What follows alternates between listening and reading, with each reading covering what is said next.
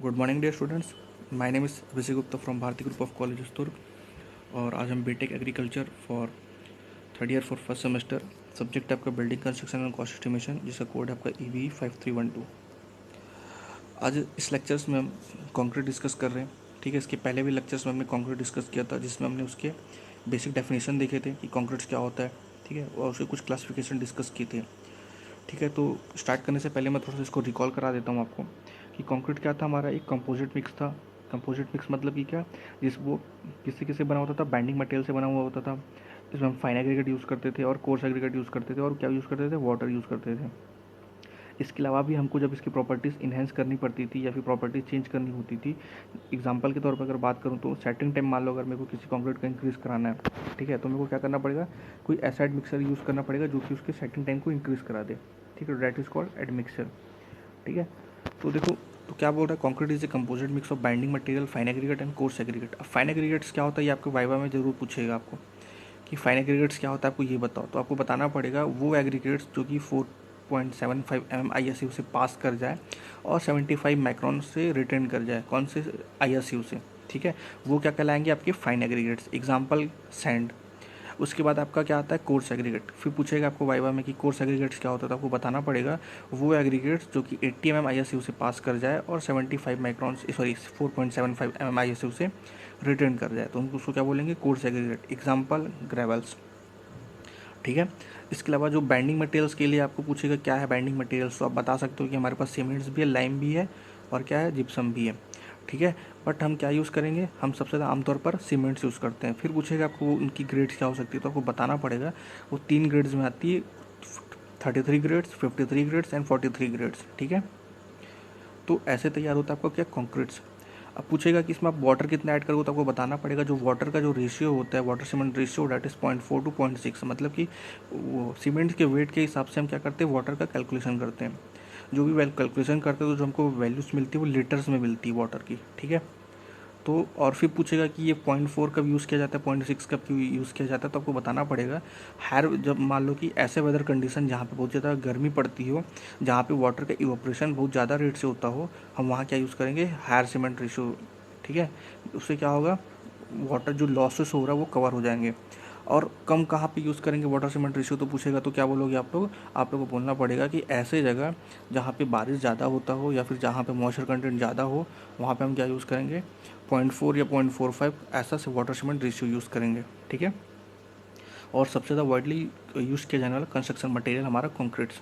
ठीक है, कंक्रीट में और क्या प्रॉपर्टी होती है, कोजिव और एडहेसिव की प्रॉपर्टी होती है। ठीक है, तो चलो अब आगे बढ़ते हैं। क्लासिफिकेशन देख लिए थे हमने। क्लासिफिकेशन हमने 3 टाइप के क्लासिफिकेशन देखे थे, कौन कौन से, सीमेंट्स के, cement concrete, gypsum concrete and lime concrete. ठीक है, जो सबसे ज़्यादा कौन सा यूज़ किया जाता है, सीमेंट्स कंक्रीट।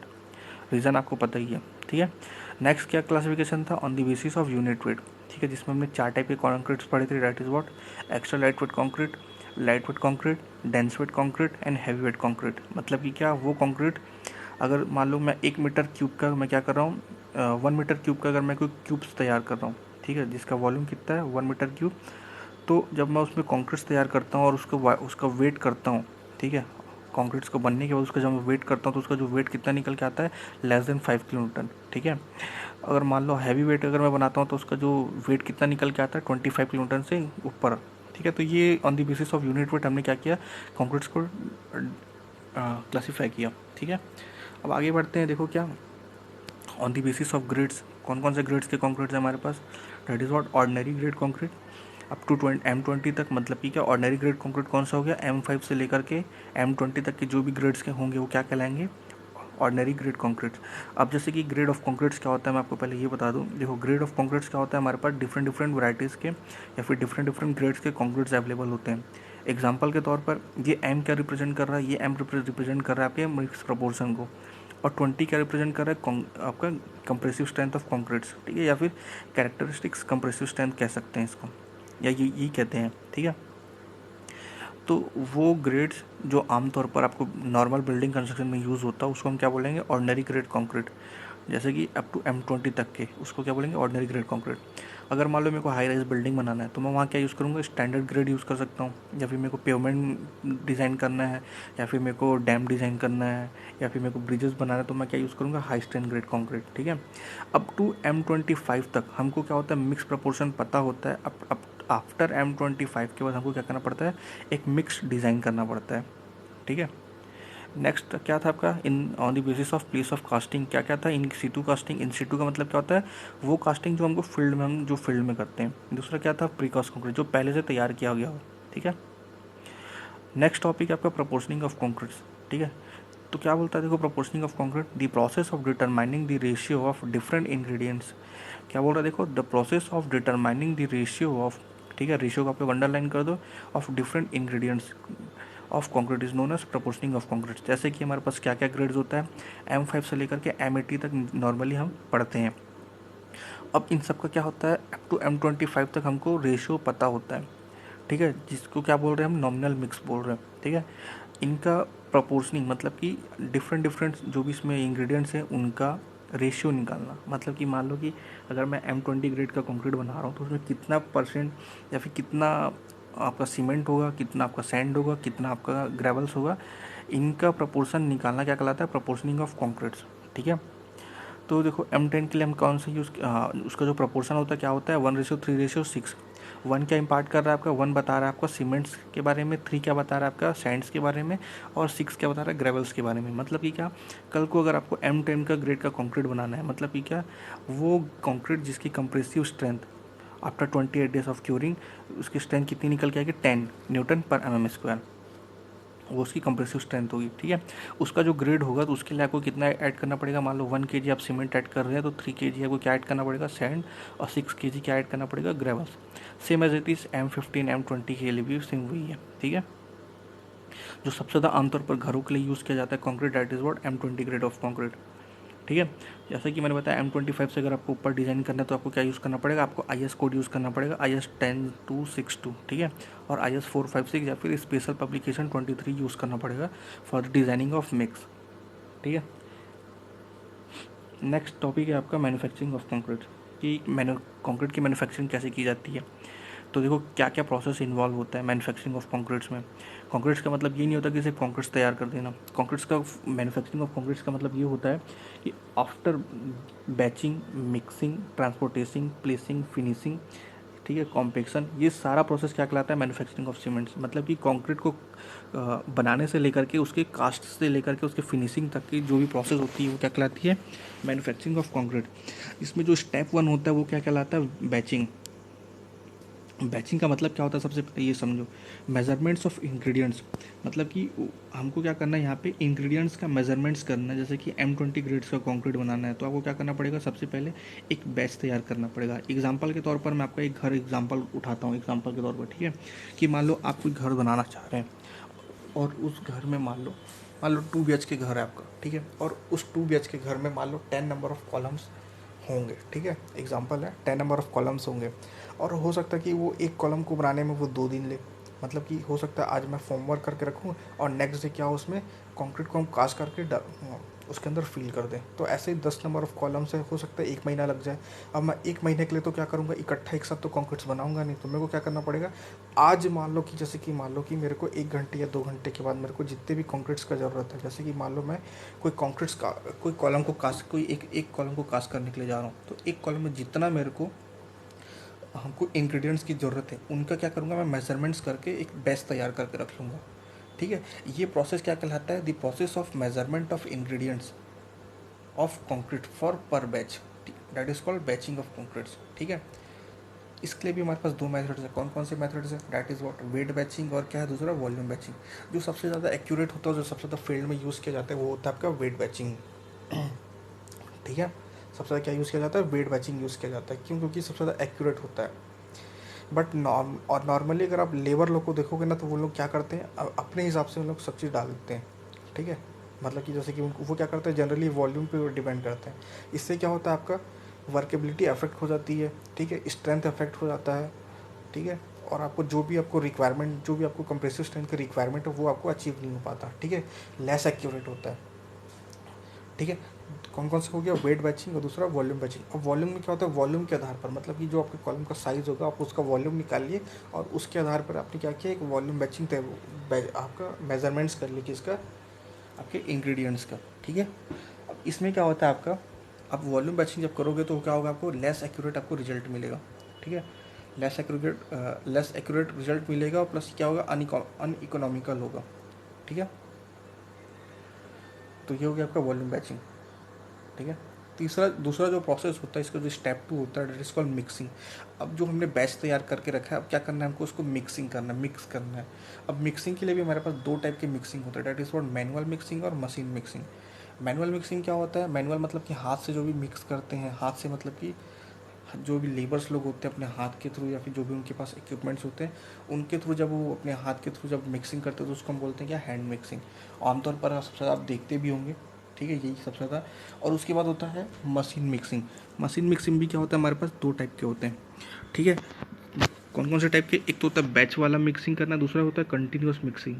ठीक है, कंटिन्यूस मतलब कि जब मान लो मेरे को डैम वैम में मेरे को क्या करना है, कंक्रीटिंग करना है, या फिर ऐसा जगह कंक्रीटिंग करना जहाँ पे बहुत ही ज़्यादा हाई मेरे को कंक्रीट्स का रिक्वायरमेंट हो, जैसे कि फाउंडेशन में। तो वहाँ पे क्या होता है, हमको कंटिन्यूस अमाउंट में हमको क्या होता है, कंक्रीट चाहिए होता है। अब ऐसा तो नहीं कि मैं एक बैच तैयार किया फिर उसको कास्ट किया, वहाँ पे फिर प्लेस किया, देन फिर कास्ट किया, फिर प्लेस किया, ऐसा नहीं होता। ऐसा जगह में हमको क्या करना पड़ता है, कंटिन्यूसली हमको कंक्रीट्स प्रोवाइड करना पड़ता है। तो हम क्या वहाँ पे क्या यूज़ करते हैं, कंटिन्यूस मिक्सर। अब बैच टाइप मिक्सर कहाँ पे यूज़ करते हैं, बेस्ट टाइप मिक्सर हम वहाँ पे यूज़ करते हैं जहाँ पे हमको पार्ट पार्ट में हमको क्या करना है, कंक्रीटिंग करना है। जैसे कि कॉलम कास्ट किए, फिर कभी मान लो मेरे को बीम कास्ट करना है, देन उसके बाद मान लो कि मेरे को कोई, there are an number of works. ठीक है, तो उसके हिसाब से हम क्या करते हैं, बैच मिक्सिंग करते हैं। तो इसमें भी मशीन यूज़ करते हैं, जिसमें हमारे पास दो तीन टाइप की मशीन है। पहले आपका टिल्टिंग मिक्सर मशीन, दूसरा नॉन टिल्टिंग मिक्सर मशीन, और तीसरा आपका पेन टाइप मिक्सर। ठीक है, ठीक है, तो ये हो गया आपका मिक्सर। इसके बाद आता है, जैसे ही हम इसको मिक्सिंग करते हैं तो हमको क्या करना पड़ता है, इसको ट्रांसपोर्ट करना पड़ता है। अब ट्रांसपोर्ट करने के लिए हमारे पास there are an number of methods.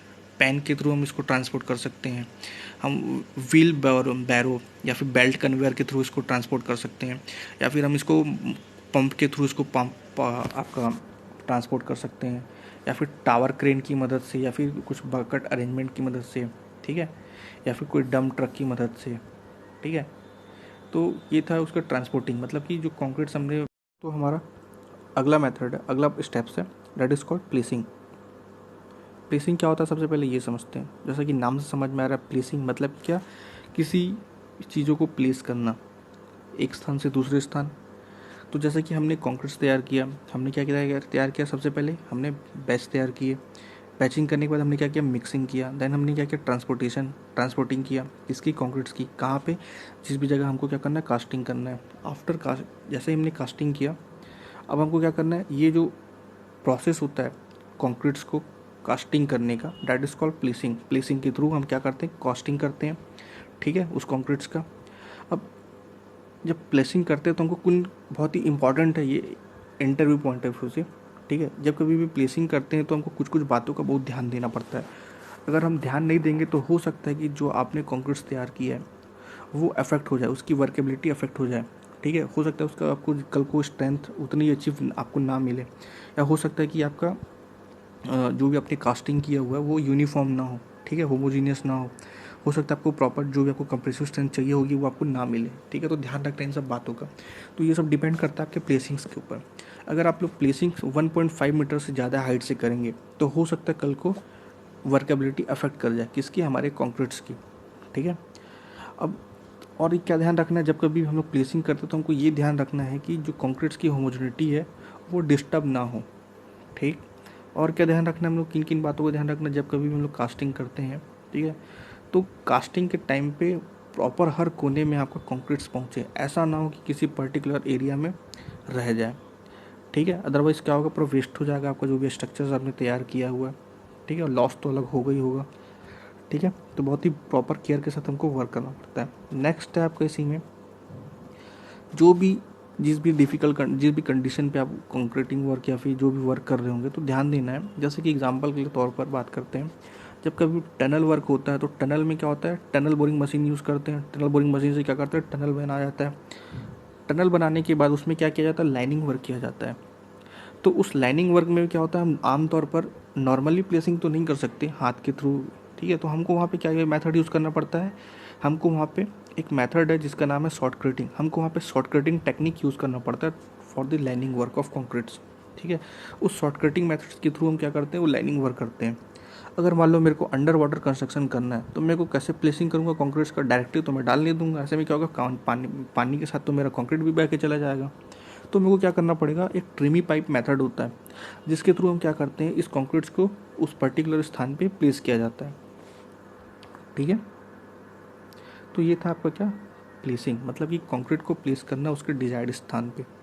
Next process होता है आपका कॉम्पेक्शन। देखो आप जैसे ही आपने कास्ट प्लेस कर दिया कंक्रीट्स को कंक्रीट कॉलम के अंदर में, ठीक है, फॉर्मवर्क के अंदर में, तो होगा क्या, आपको क्या करना पड़ेगा, उसमें कॉम्पेक्शन करना पड़ेगा। अब कॉम्पेक्शन क्यों जरूरी है, ताकि वहाँ पे जो भी वॉइड्स बन रहे हों या कोई गैप्स आ गए हों वो फील हो जाए, ठीक है। जैसे कि हो सकता है अगर आप नहीं करोगे प्रॉपर कॉम्पेक्शन तो हो सकता है कि कहीं कहीं जगह आपका गैप्स रह जाए। इससे क्या होगा, आपका स्ट्रेंथ रिड्यूस हो जाएगा कॉलम का।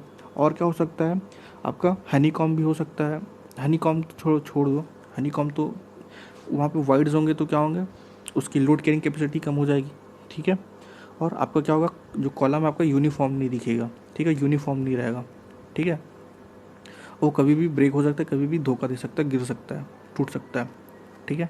तो देखो कॉम्पेक्शन क्या बोल रहा है, दी process of removal of air words. अब एयर वर्ड्स कैसे निकलेगा, जब आप कोई डायनेमिकली अलग से कोई क्या करोगे, जैसे ये मान लो कि मैं क्या करूँगा, टैंपिंग रॉड यूज़ कर सकता हूँ कॉम्पेक्शन के लिए, ठीक है। या फिर कोई मैकेनिकल वाइब्रेटर यूज़ कर सकता हूँ। अब वाइब्रेटर यूज़ करूँगा तो क्या होगा, उसमें वाइब्रेशन होगा, वाइब्रेशन से क्या होंगे, जो भी वाइड्स होंगे वो क्या हो जाएंगे, फील हो जाएंगे। मतलब कि क्या, वहाँ से एक्सप्लाउट हो जाएगा वहाँ पे जितने भी एयर वर्ड्स होंगे, ठीक है। तो कॉम्पेक्शन क्या बोल रहे हैं, the process of removal of air voids from the body of concrete is known as compaction, ठीक है, ठीक है। तो ये हो गया आपका क्या, कॉम्पेक्शन। तो कॉम्पेक्शन बहुत ही इंपॉर्टेंट प्रोसेस है ये भी, ठीक है।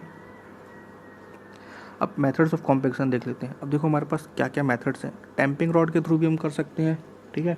टैंपिंग रॉड के अलावा हमारे पास प्रेशर सॉक है, या फिर सेंट्रीफ्यूगन, या फिर स्पाइनिंग है, ठीक है। इसके थ्रू भी हम कॉम्पेक्शन करते हैं। तो जो सबसे ज़्यादा फील्ड में यूज़ होता है मैं बता देता हूँ आपको।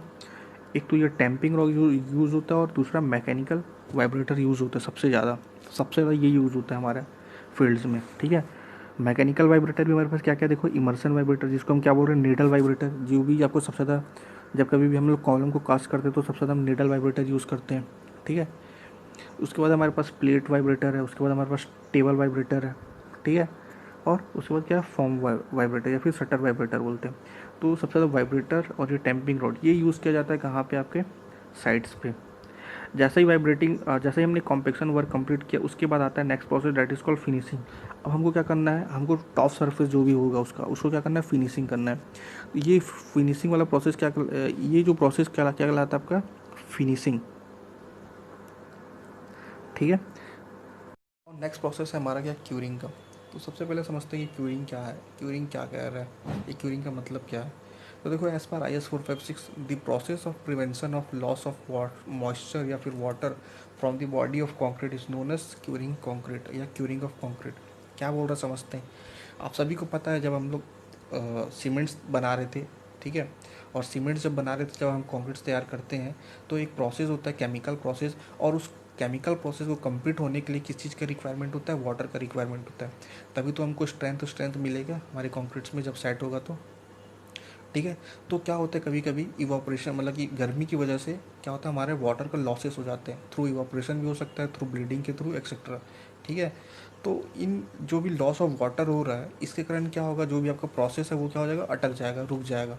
इससे क्या होगा, आपको स्ट्रेंथ नहीं मिलेगी आपकी कॉन्क्रीट्स की, ठीक है वो, ठीक है। तो इसको हम क्या करते हैं, ये जो लॉस ऑफ मॉइस्चर हो रहा है या लॉस ऑफ वाटर हो रहा है फ्रॉम द कंक्रीट, हम क्या कर रहे हैं, अलग से बाहरी बाहरी एक्सटर्नली हम क्या कर रहे हैं, वाटर प्रोवाइड कर रहे हैं थ्रू स्प्रेइंग के थ्रू। जैसे कि आप पुराने ज़माने में या फिर आप आमतौर पर आप घर जब आपका बनता होगा तो आप देखते होंगे घर वाले क्या करते हैं, पाइप लेके क्या करते हैं, गीला करते रहते हैं दीवार्स को, कॉलम्स को, कॉन्क्रीट्स को। तो क्यों करते हैं, ताकि ये उसको पानी मिलते रहे उसको, ताकि उसकी केमिकल प्रोसेस कंप्लीट हो जाए। ठीक है। और क्या करते हैं देखते होगे आप लोग, कभी कभी हम लोग बोरा गीला करके भी हम लोग डाल देते थे। ठीक है। तो नॉर्मली जो भी हम लोग को मिनिमम 7 डेज तो क्यूरिंग करना ही चाहिए जब कभी भी हम लोग कास्टिंग करते हैं। और अप टू आप 28 डेज तक भी, आप 21 डेज तक भी आप कर सकते हो। ठीक है। तो ऐसा कोई रिक्वायरमेंट नहीं है कि आप 10 डेज कर सकते हो, 20 डेज नहीं कर सकते। ठीक है। लैब में हम 28 डेज करते हैं। अब देखो मेथड्स ऑफ क्यूरिंग की बात कर लेते हैं। जैसे कि मैंने बताया, आप कैसे कर सकते हैं, स्प्रिंकलिंग कर सकते हैं, स्प्रे कर सकते हैं वाटर का। ठीक है। या फिर आप क्या कर सकते हैं, स्टीम क्यूरिंग भी कर सकते हैं। ठीक है। या फिर आप और क्या कर सकते हैं, आप कंक्रीट के सरफेस को क्या कर सकते हैं, बोरे के द्वारा क्या कर सकते हैं, गीला करके भी रख सकते हैं। ठीक है। तो ये सब कुछ मेथड्स हो गए। अब यहाँ पे एक टर्म आया स्टीम क्यूरिंग। स्टीम क्यूरिंग हम लोग इसलिए नहीं कर पाते हैं ज़्यादातर, क्योंकि वो एक क्लोज चैम्बर में हमको करना पड़ता है, जो कि पॉसिबल नहीं है। ठीक है। तो सबसे ज़्यादा क्या क्या यूज़ किया जाता है, एक तो बोरे को गीले करके रख दो, या फिर स्प्रे कर दो पाइप के थ्रू।